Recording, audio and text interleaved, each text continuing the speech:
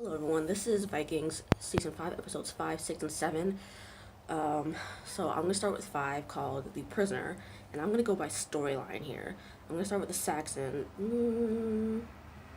Actually, I'm not sure. I think I'm just going to go with the Saxons just because they're the first ones you see. So anyway, the Saxons are, celebrating about how the Vikings all left and all that, and they're just apparently they think that the Vikings have left. So next thing you know, they're springing up from the tunnels, and everyone's fighting for like about 5 minutes, and Alfred almost dies, but is saved by Judith's cousin Manon. Um, Ivar corners Haymond. Haymond ends up falling off his horse. Either that or his horse died or something like that. And so Ivar commands his people to stop fighting him or stop fighting in general. So because he wants them to give Haymond his horse, Ivar's horse. Um, because Haymond is this a great warrior who deserves to fight. He's too great of a warrior to fight on the ground. Basically, that's what I think he said. Um, and then eventually Haymond, tries to escape, but then is captured, and Manel tells Aethelwulf to leave with his son, though stubborn at first about it. So then we see Judith helping, bandage up the wounded, and Aethelwulf and Alfred are coming back, and they give word that Manel told them to leave and most likely died. Judith asks about Haymond, and they pretty much think that he died too, even though that's not true. We see it, but they don't know. So, and Nathan was like, well, I thought God would be merciful on us, but I was wrong, and that we're meant to suffer. That's what he says. Um, Ivar then gets word the remaining Saxons' army left the camp. So Ivar asks Vitzerk what they should do next, and Vitzerk says that she should go back to Kattegat in case Ubud either kills Lagatha or Lagatha crowns him king. And he suggests they kill both, and then Ivar can become king before Bjorn comes back. So Ivar agrees with that, but thinks that they should make a pact with Harold. Since he plans on invading Kattegat anyway. So Ivar then decides to leave a big enough army or garrison in York or in England in general to make sure that the city is safe from recapture. So then Ivar then talks to Haymond, who says Ivar's religion is the devil's handiwork. Not surprising, since most people who are, I would assume that most people who are religious would say that about someone else's religion. At least back then, I can see how that they would think that and say it. So,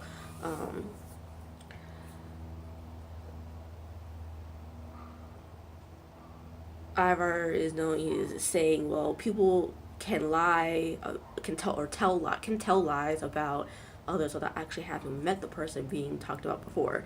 So he says perhaps people are doing the same about him and his religion and all of that. Um,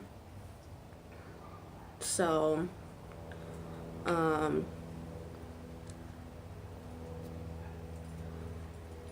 once they're back in their boats and heading back to Nordic country, I was trying to figure out what to say, because it's anyway. So he one Haymond is like, well, Haymond this entire time has been saying, well, maybe my journey is being interrupted. So Ivar tells him, well, is wondering if his journey is actually being interrupted, or if being with the Vikings is part of his journey. So that's the entire England storyline so far. So I'm gonna go to Floki and Kattegat, because that seems pretty small. So Floki comes back to Kattegat and asks for warriors to go back to Iceland with him, but Lagatha refuses because she needs those people to defend Kattegat. So Floki then goes behind her back and starts talking to people, persuading them to go with her.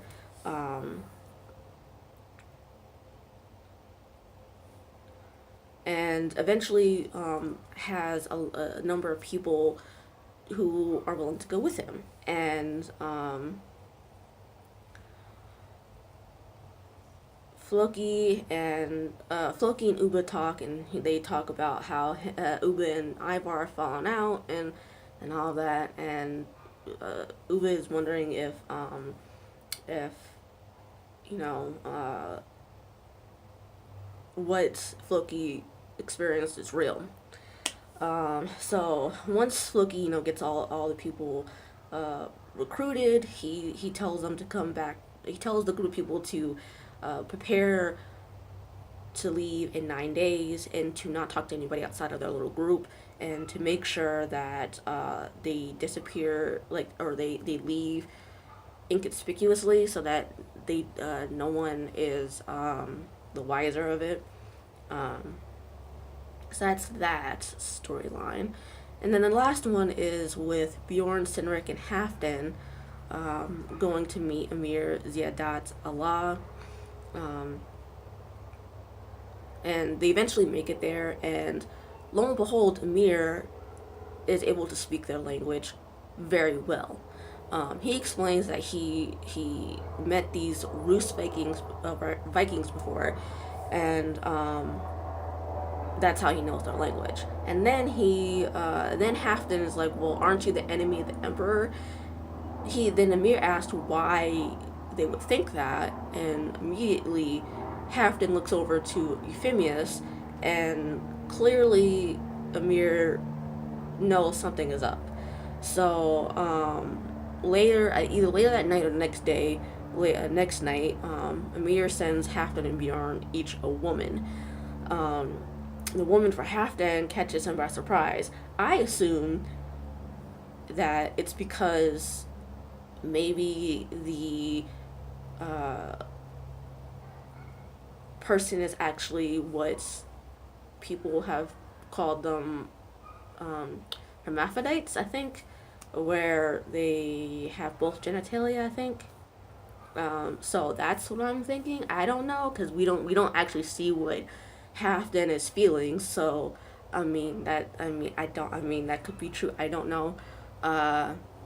Seems to have caught his interest. So he seems to be on a sexual sort of path to find himself sexually or something like that. I'm curious as to where they're going with it, because I don't think they've done that before in any sort of show. So it seems like they're trying to make a character explore sexuality. That's what I mean. That's what I was trying to get at. Explore sexuality, and I guess you can say become. I don't know if this is the right word, but sexually fluid. I don't know. Maybe you guys can explain more about that. I don't know, because I'm not like that. I'm not sexually fluid or anything. So maybe not sexually fluid, but I don't know. I don't know what I'm trying to say, but what I'm trying to say is explore sexuality and all that. So I'm actually kind of excited about to see where that goes, because you don't see that every day in TV shows and movies. I'm excited to actually see where that storyline can go. Hopefully they'll continue with it, and not throw that to the wayside like some shows like to do with storylines, is throw storylines to the wayside. So anyway, moving on. Then the morning after, or I think the morning after, Bjorn and Halfdan hear an argument and find out Euphemius was placed under arrest the previous night but escaped. And then next thing you know, we see some of Emir's people chop up Euphemius. So then they cook Euphemius up. and serve them to the Vikings and everyone else. And so while they're after they eat all that, all of Euphemius, Ymir tells Cassia that um, that they are free. They're both free of him by having just eaten him. And he tells her this in Greek, because I was watching it in subtitles or with subtitles, just so I can write down everything. And right away, Cinric starts coughing and like starts choking and stuff, and he explains to Halfdan and Bjorn what Ymir just said. And then Ymir explains that Euphemius, he found out Euphemius was trying to double cross him by getting back into the Emperor's favor by somehow that tied into Euphemius telling Halfdan and Bjorn and Cinric that Ymir was an enemy of the Emperor. Somehow, I don't know how, but because he didn't explain it, but that's somehow I think that's how he did that. So when Ymir and Cassia leave, Cinric tells Bjorn and Halfdan that they should get back to the village because they're in great danger due to Cassia, because she has all this power. So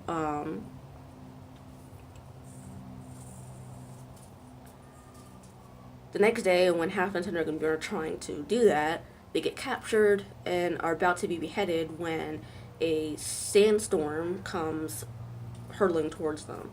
So this brings us into episode 6, and I'll start with their storyline since that was the first one that we come across. Cinric, Halfdan, and Bjorn fight and grab swords, and then when the sandstorm comes, they get on camels and ride off into the sunset, basically. So, let's see, let's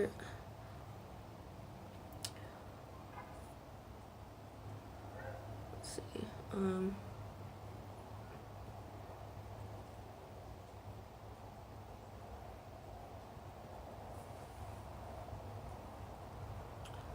now I'm trying to find their next story, though,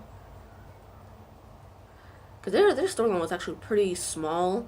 So Bjorn, they're seen heading back to from after they escape on camels. The next thing we see is them on a boat, clearly back way up north where Scandinavia is, and heading towards Kattegat, because someone says there's Kattegat, and that's basically their whole storyline in episode 6, which is titled The Message, by the way. I forgot to say that.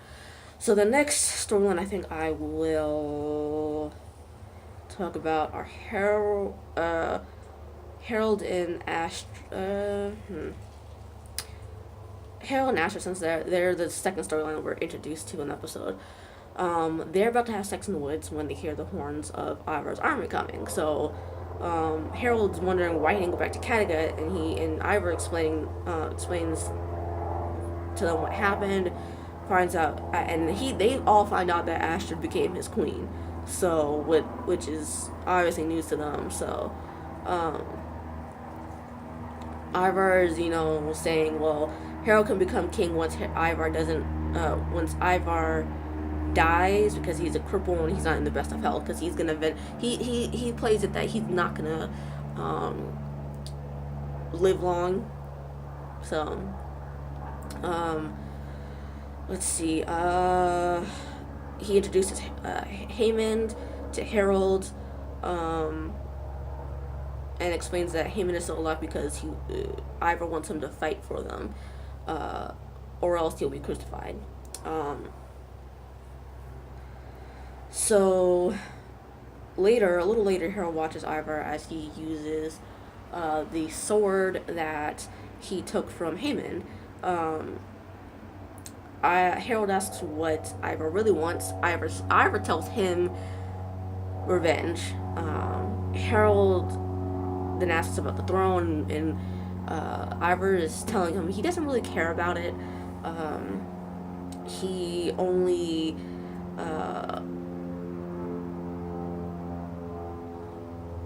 is just like, caring about revenge. So Ivar then later goes to Haemon, telling him his two choices: either be killed or fight with them. Haemon doesn't want to fight because he feels like he will have to die for his faith, and Ivar explains to him, well, he's not asking Haemon to renounce his faith or kill other Christians. He is asking Haemon to kill what he calls heathens.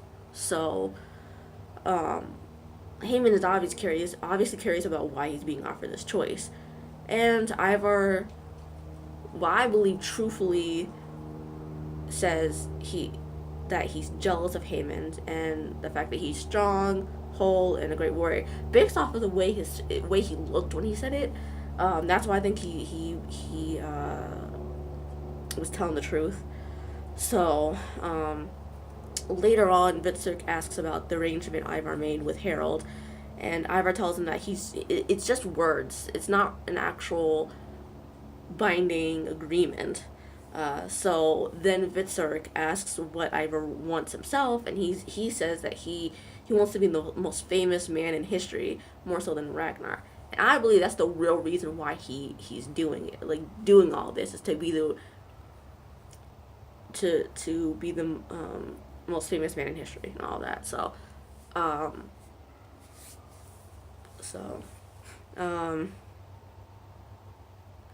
Haemon asks God to guide him, and then that night Ivar is wondering when they'll attack, so they agree upon when there have been 2 full moons after the one that night. So Astrid starts making this deal with this whaler named Hakon, and she wants him to give Lagertha a message that Harold will attack in 2 moons' time. But in addition to the gold that Astrid gives, he asks for sex in return. And not just sex with him, sex with all his whaling buddies. So, but she doesn't know that he wants to have sex with both him and all of his buddies. So, when she agrees to it, she realizes what's going on and tries to, get out of it. But then he threatens to expose her to Harold if she tries to get out of the deal.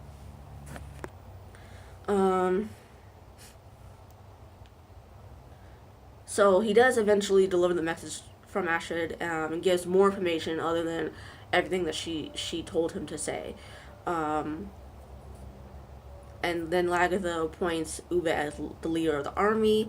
And he's like, well, this is going to tear my father's legacy apart. But she explains, based off what the seer said, it's going to tear the whole world apart. So when everyone leaves, Lagertha tells Margaret that if she continues to lie against her, she will cut her tongue out and enslave her again. I hope she does more than that, because Margaret is getting on my last damn nerve. She really is. I'm tired of her and her scheming shit. Like, I mean, I have a prediction by that for her, myself. So I'll say that till after episode 7. Then Haemon says that he will fight by killing another Viking.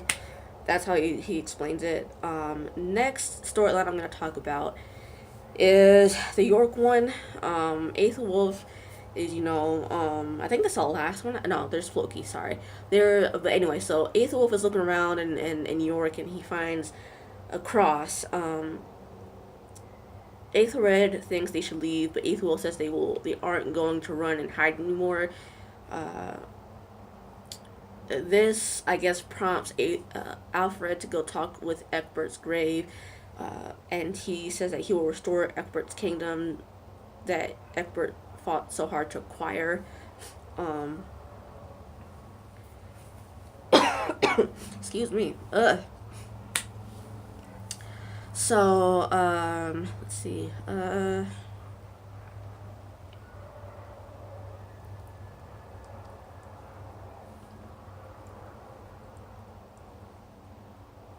Judith finds Alfred trying to leave to go on a pilgrimage to the monastery that Athelstan went to, which is Lindisfarne.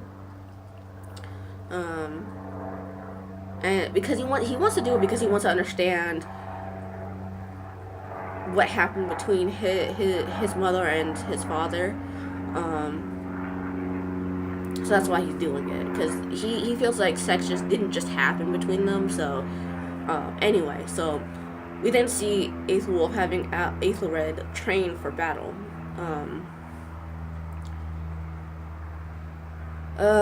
And then I think that's all of it, actually. Oh no, let me see. Yeah, I think that's all of it, actually. Yeah, that's all of it for that storyline. And then the last one is Floki, where he's found out by Bjorn's oldest child, which is his stepson, I believe, since he's not really technically a son.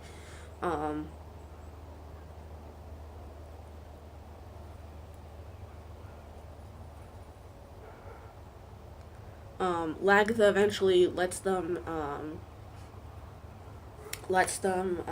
leave because she feels like she's making them stay when they don't want to.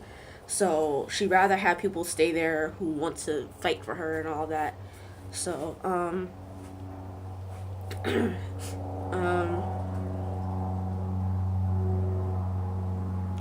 when Lagatha leaves, Margaret tells Uba that clearly she lost all of her power over her people. Still fucking plotting, and I'm tired of her ass. So,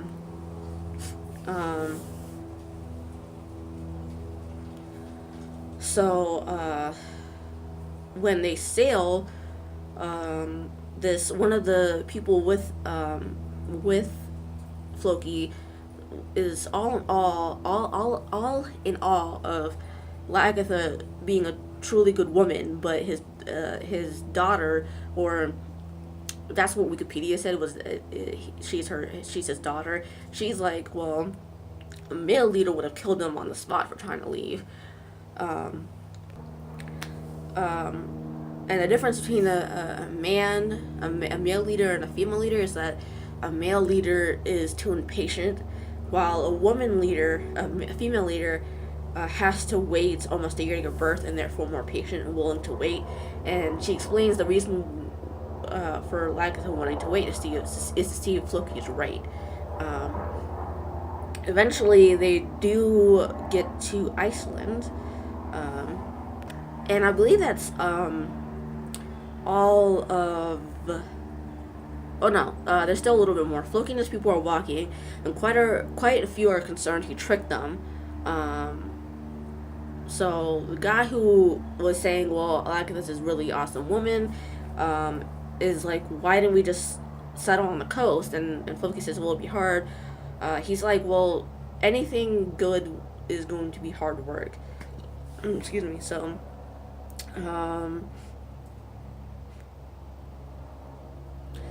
that is, I believe, everything in that episode, which brings us to episode 7, called Full Moon. So I'm gonna well, there's 3 storylines really. It's Kattegat, Iceland, and I believe well, no, there's 4. It's still 4. There's still 4 because there's England still. Or there's like two different England ones, I believe. No, there's Iceland, Kattegat, England, and then Harold, God's place. I don't remember what the name is of his little kingdom, but anyway, so I'm gonna start with Kattegat. So basically, I'm gonna try to keep this one short since I'm already like going over usually how long I make these videos for this one. Bjorn doesn't love Torg anymore, and he is enamored by this woman who has come, or this princess who has come to, whose kingdom has come to help support Lagatha. I can't remember the name of those people who came to help Lagatha. I can't remember their name, the tribe name or whatever. Anyway, he's enamored by her, and so he's like, I want to marry you, and all that.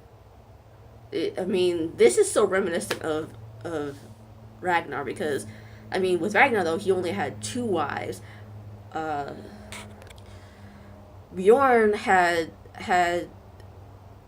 had like 3 people that he's been in a relationship with. First was that first slave girl who had his daughter, but both the woman he had, who used to be the slave girl, and his daughter that he had with her, both died. And then he got with Torvi, and now he wants to be with this other girl. Like, calm your Johnson down, dude, because that really is just like needs to stop. It really needs to stop. Anyway, so he's like, I want to marry you and all that. And so Bjorn's giving Torvi this necklace, and she tries to give it to Uba to give to Margaret, and he's like, I don't want to. And then he kisses her, and Margaret sees them kissing, and oh my god, just like, kill her now, please kill Margaret. I really don't like her. So later that evening, when she sees Uba kiss Torvi, he's like, do you love Torvi? He's like, no, I don't love her, I just beside her. Margaret tells Uba not to fight Ivar and to let him kill Lagatha so he can become queen when Uba takes the throne. Lagatha and Bjorn talk, and she's being wallowy and saying, like, I miss the times when I miss just being a farmer sometimes with your father. And I miss the time I spent with Astrid and all. Like, it's not like her to talk like this. So Bjorn's like, why are you talking like this? He doesn't understand. So eventually Bjorn goes to the king, says he wants to marry his daughter. They I guess marry. I don't know, because they don't really have a marriage ceremony or whatever. And they sleep together, and they're doing this 50 Shades of Grey type of shit in this, and then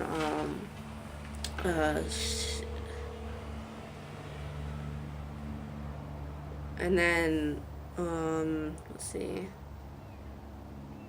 Lagatha and everybody else watch as the fleet makes its way to Kattegat, and they all wonder where to attack, and Bjorn says Ivar will try to scout the land, and they're trying to figure out they're figuring out where to attack.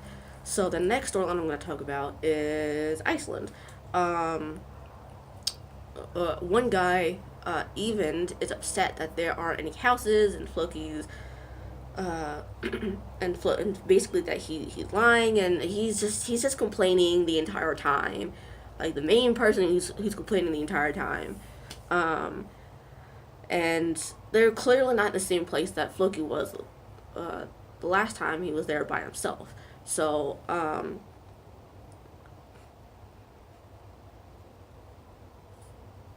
Floki's asking the gods why they don't show themselves to the people he brought.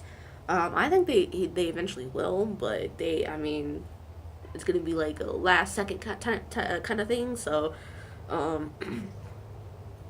Floki is like, the next day I think is like, well, there's going to be a lawmaker elected to preside over marriages and wrongdoings, and even again is like complaining, and he's like, well, I think you're lying, Floki, when he says they will govern themselves and there will be no ruler and all that, and Floki wants to be king and all this shit, and then like, uh, that's it for their storyline basically. It's just I want to get that out of the way.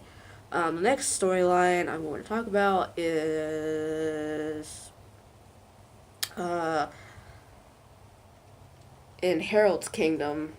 Um, Ivar is playing chess with Haymond, and they're talking about fighting. Ivar fighting his brothers. And he expresses that fighting in Kattegat will be foolish. And then Haymond, Ivar, and Richard talk about fate and free will and whether or not. Well, Haymond says that he's doing all this stuff because he thinks that he still has free will. Uh, Vitserk thinks that it's fate that's why he's there, like why he's with Ivar instead of Bjorn, or Ivar instead of Uba. Harold looks for Astrid and asks if she has an illness, but she tells him that she thinks she is having a baby, which I mean, I guess they could have had sex off screen, but I mean, I guess it's assumed that they had sex off screen because Harold obviously is excited to have a baby, because otherwise he would have, I believe he would have been angry to find out she might be pregnant if they really hadn't had sex yet. So I guess that's, I don't know.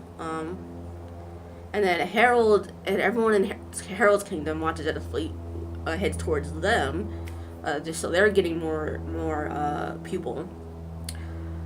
Ivar expresses then that he doesn't know if he can trust Haymond, but wants to believe there's someone out there who won't lie, cheat, or compromise and be noble.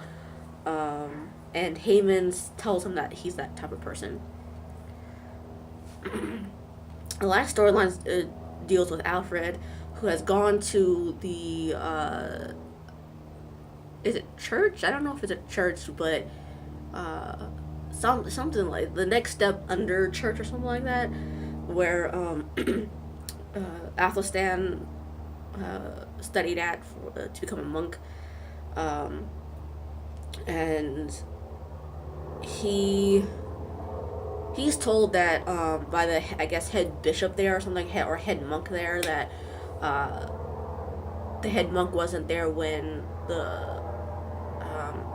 place was taken over and stuff like that, and where all the monks were, like some of the monks were killed and some were taken by the Vikings or anything, that he wasn't there and stuff like that. And then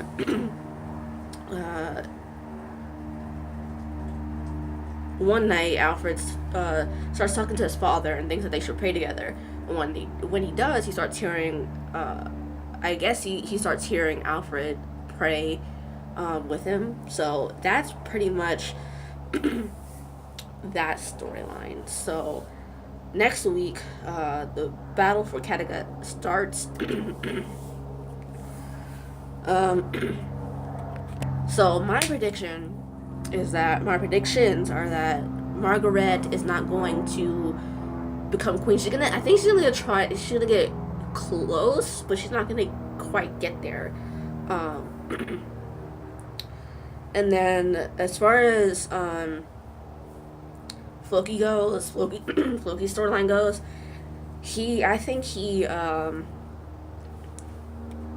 I think that right when everyone is fed up with his so-called shenanigans and his tricksterness, they will see signs of the gods there. And I think that's all of my predictions. So until next week, I will see you guys later.